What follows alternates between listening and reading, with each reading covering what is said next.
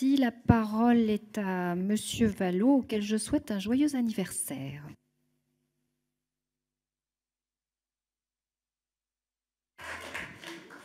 Et c'est la moindre de mes qualités. Merci Madame la Ministre de la précision de vos propos. S'il y a un ministère qui met la République à l'épreuve, c'est sans aucun doute le vôtre, et a fortiori quand il s'agit de la situation des enfants. C'est pour ça qu'avec beaucoup d'autres, ma question portera sur la rentrée scolaire. Une de nos collègues a eu l'occasion de le dire, il y a un tiers d'enfants en plus scolarisés en milieu ordinaire ces 5 dernières années. C'est un progrès important et ça montre, c'est pour ça que les rentrées sont compliquées, que scolarisé en milieu ordinaire est devenu une exigence et une forme de normalité. Pendant longtemps, au fond, ça n'était pas le cas et je crois qu'il faut s'en féliciter. Et c'est aussi parce qu'on a reconnu que c'était un vrai métier que d'être auxiliaire de vie scolaire, que ça nécessitait de la formation. Il y en a eu beaucoup. Lors de la dernière conférence nationale du handicap, qui était en décembre 2016, c'est peut-être pour répondre aux questions qui ont été posées, un engagement avait été pris qui était celui de la titularisation des auxiliaires de vie scolaire. On connaît la précarité de leur emploi, qui est une difficulté pour les élèves, qui est une difficulté pour les équipes pédagogiques. Et donc, il avait été pris l'engagement sur ces 5 prochaines années que ces auxiliaires de vie scolaire seraient titularisés à un rythme en équivalent temps plein de 6 400 par an, par rentrée, c'est-à-dire 11 200 en réalité, pour arriver à peu près 60 000 postes de titulaires, qui était une grande révolution, un grand progrès dans la stabilité, dans la professionnalisation des équipes. La question que je voudrais vous poser, c'est de savoir si cet engagement est pris. Je ne l'ai pas encore entendu dans votre bouche.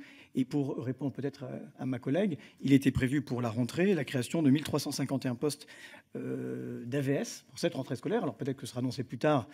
Et vous reconnaîtrez que c'est la précédente équipe qui l'avait décidé, à la différence de la baisse des APL, qui, soit dit en passant, touchera un certain nombre de titulaires de l'AAH. Donc voilà, la question que je voulais vous poser, c'est est-ce que vous pouvez nous confirmer ce chemin de la titularisation, de la professionnalisation, de l'amélioration de la qualité de la prise en charge des enfants, dans un contexte où j'ai cru comprendre des mots du président de la République que le seul budget qui augmenterait l'année prochaine est celui de la défense. Merci, Monsieur Vallot. La parole est à Madame la Ministre. Pardon, excusez-moi. Tout d'abord, permettez-moi de vous souhaiter un bon anniversaire, Monsieur le député. Alors, sur les AVS, oui, vous avez raison de dire qu'il y a eu quand même des avancées sur la formation. Je rappelle qu'il y a eu la création d'un diplôme, le diplôme d'accompagnant des élèves en situation de handicap. Première promotion de ce diplôme va sortir bientôt, à l'automne. Donc, cette notion de formation a quand même avancé. Diplôme de niveau 5, qui est issu de la fusion de 2 diplômes d'État, le diplôme d'État d'auxiliaire de vie sociale et le diplôme AMP, d'État AMP, pour faire ce diplôme donc d'accompagnant avec 3 options. Une option pour le milieu médico-social, une option pour le domicile et une option, celle qui nous intéresse en l'occurrence, de l'éducation inclusive. Donc, nous attendons quand même de ce diplôme, justement, une formation initiale. Enfin, les accompagnants auront une formation initiale, ce qui n'était pas le cas jusqu'à maintenant. Donc, cette petite avancée, en revanche, diplôme de niveau 5, qui est quand même peu ambitieux pour accompagner les élèves vers un niveau de qualification, puisque je vous rappelle quand même qu'il n'y a que 23 000 étudiants handicapés, ce qui est quand même très très peu. Donc, si on veut faire monter en formation les étudiants, il va falloir que leurs accompagnants aussi montent en formation, parce qu'un diplôme de niveau 5, ça va être compliqué pour aller au bac et au-delà. Sur la CDIsation, parce que c'est ça qui a été retenu, c'est la CDIsation en effet des accompagnants. Les 1350 AESH de rentrée sont prévus, ils sont inscrits. C'est de la transformation d'AVS en contrat aidé en AESH. AESH accompagnant d'élèves en situation de handicap. Pour faire simple, on n'a qu'à dire accompagnant, comme ça tout le monde saura de quoi on parle, parce qu'entre AVS, AESH, contrat aidé, on mélange les statuts et les fonctions. Donc si nous parlons d'accompagnant, ce sera beaucoup plus simple. Donc ce mouvement est inscrit, en effet, il va se poursuivre, il va se compléter, parce qu'on n'en aura pas assez, avec des contrats aidés. Et nous sollicitons la politique de l'emploi, les pôles emploi dès maintenant. Les feuilles de route vont partir dans les pôles emploi, avec donc à travers ce comité de pilotage que nous avons mis en place avec le ministre de l'Éducation nationale, pour éviter qu'en effet les pôles emploi soient sollicités à partir d'octobre. Parce que vous avez raison, la rentrée scolaire, elle n'a pas changé, elle sera le 4 septembre pour tout le monde, y compris pour les élèves handicapés.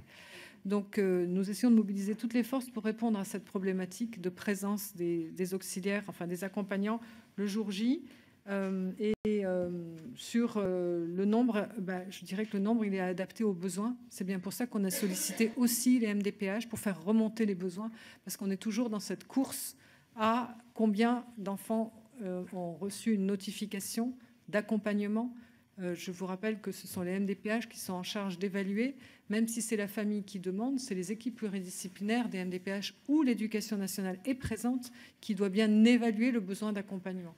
Donc, vous disiez, Madame la députée, sur Rouen, 40% étaient refusés, mais ça prouve bien que les pratiques d'évaluation des besoins d'accompagnement sont faites selon les besoins de l'enfant et pas selon la demande qui, je le rappelle aussi, ne vient pas que des familles et souvent des enseignants, parce que c'est aussi un personnel qui rassure aussi l'enseignant.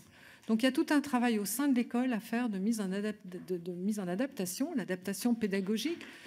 Charles Gardou, un anthropologue qui travaille beaucoup sur l'inclusion, parle toujours des plans inclinés du savoir. Il faut qu'on les mette en place pour justement freiner l'utilisation de l'accompagnant qui n'est pas forcément la bonne réponse. Quand il s'agit d'adaptation pédagogique, c'est bien du domaine de l'école. C'est bien pour ça aussi que le plan d'accompagnement pédagogique avait été fait pour éviter d'emboliser les MDPH quand la seule réponse nécessaire était l'accompagnement pédagogique. Donc nous voyons bien que, en effet, l'accompagnement n'est pas forcément la réponse.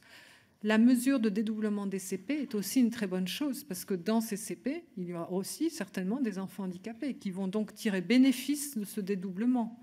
Les devoirs faits à l'école aussi pour les enfants handicapés vont alléger la charge de travail. Et la possibilité de redoublement est très important et vue de façon très bénéfique pour les parents d'enfants handicapés parce que qu'est-ce qui nous manque le plus? Qu'est-ce qui manque le plus souvent à ces familles? Vous voyez, lapsus, mais comme je disais toujours, présidente d'association, je ne le suis plus, mais maman d'un enfant handicapé, je le suis, je le resterai toute ma vie. Donc, quelquefois, vous aurez des lapsus, en effet. Donc, ce que je disais, c'était que donner du temps au temps, c'est quelquefois ce qui fait la réussite d'un parcours scolaire. On parlait de fluidité, mais l'allongement du durée est aussi un des leviers possibles pour réussir. Donc,